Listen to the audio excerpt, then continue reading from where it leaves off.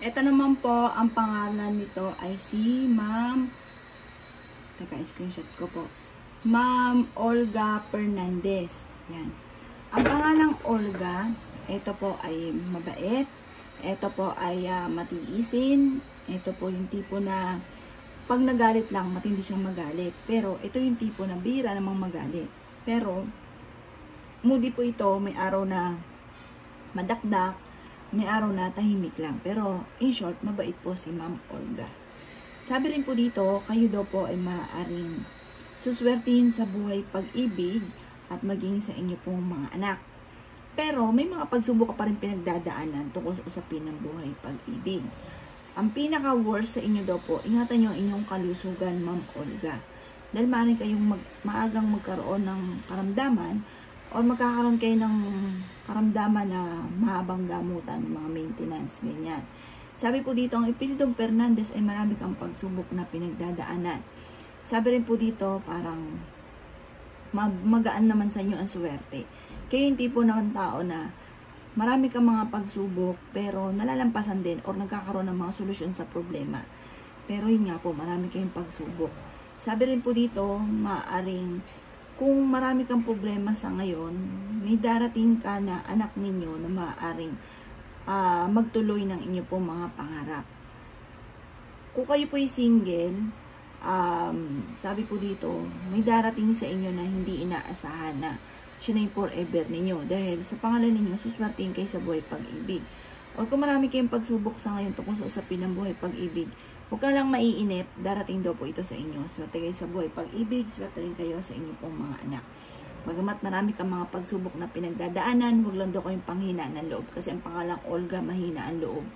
Matiisin, kahit na alam niyang mali at siya po ay parang kaya niyang tiisin, titiisin. Ganun kabait si Ma'am Olga. Sabi po dito, basta laksan niyo lang kalooban ninyo, magiging matagumpay naman po kayo, Ma'am Olga.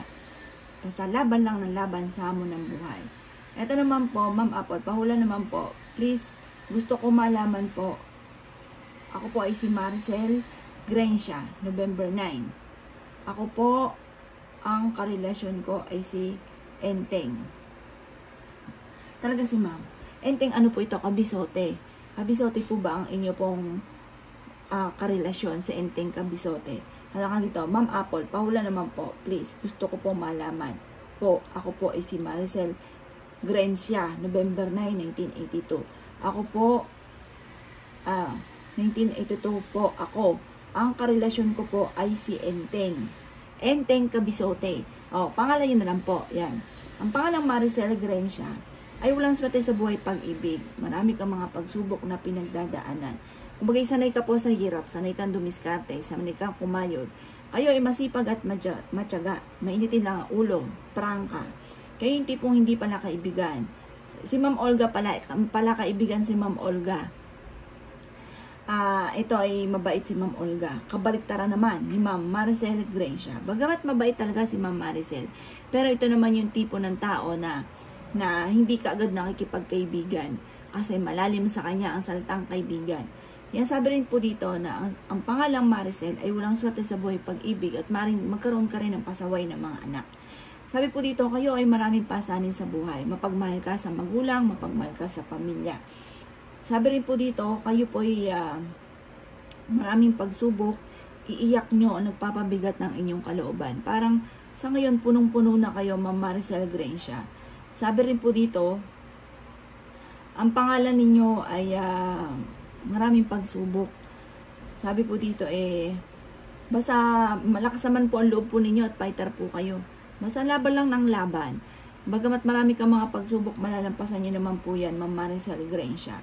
Sabi rin po dito na kayo ay may pagkaprangka, kayo ay laging dumadakdak, pero ang dakdak ninyo, ang pagiging parang akala mo'y galit, ay walang kwenta dahil hindi ito marunong magalit. Bagamat mataray siya, nasabi niya yung gusto niya, pero tapos na, ganun lang. Maya-maya, wala na. Yan. Sabi dito, para magtagal kayo ng inyong karelasyon, kailangan mo ng mahabang pasensya para magtagal kayo ng inyong karelasyon. Kung ang pangalang Enteng, tunay na pangalan niya ay Enteng, bagamat di ko alam yung last name po niya, sabi po dito, ang pangalang Enteng, mabait po ito. Ma'am Maricel. Ikaw lang ang magdadala sa kanya. Ikaw yung mag-iisip kung paano kayo mabubuhay, kung anong mga dapat gawin. Ikaw yung boss sa inyong pamilya. Kung magkakaroon kayo ng kumbaga matutuloy na maging mag-asawa. Si Sir Enteng, malakas din ang karisma, mahina ang loob po nito. Kayo po yung palaban, Ma'am Maricel. Kaya kayo yung magdadala ng inyong pamilya. Pero kung sa kabaitan, okay naman po si Sir Enteng. Kumbaga, nandyan lang siya para sa inyo. Yun. Kinikilig si Ma'am Maricel Creencia. Bagamat marami kang pagsubok na pinagdadaanan, Ma'am Maricel Creencia. Pero sa mga pangalan nyo yan, laban lamang sa hamon ng buhay. At fighter naman po kayo. Si Ma'am Olga, ito mahina ang loob. Pero ito ay mabait at palakaibigan. Kabaliktaran ni Ma'am Maricel. Pero si Ma'am Maricel, fighter naman tao. Wala talaga ibibigay na perfect na pangalan sa mundo. Wala talagang perfect sa mundo.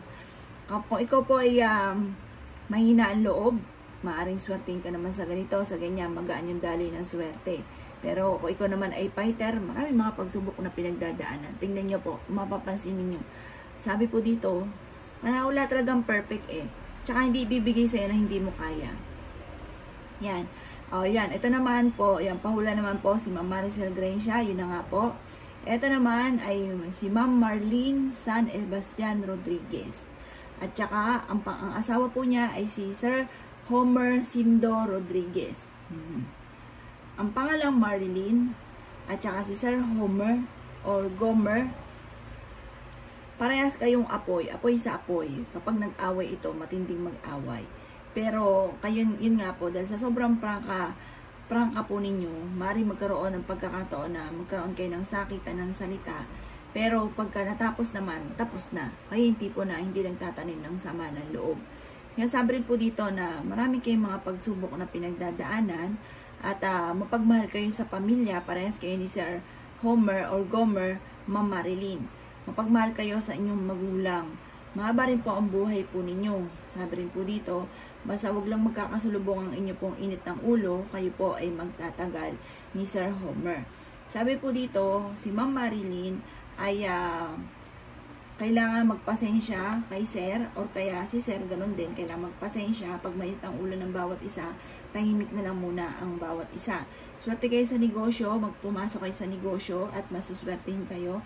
Kasi yung pangalan ninyo, ito yung tipo ng boss, hindi siya pwedeng maging empleyado. Dahil may sarili siyang diskarte, may sariling palo, may sariling sipag. Kaso nga lang, sa ipilido po ninyo, ay marami pa kayong pagsubok na pagdadaanan. Laban lang sa hamon ng buhay, walang imposible sa tao, mga masisipag at matatapang, madiskarte.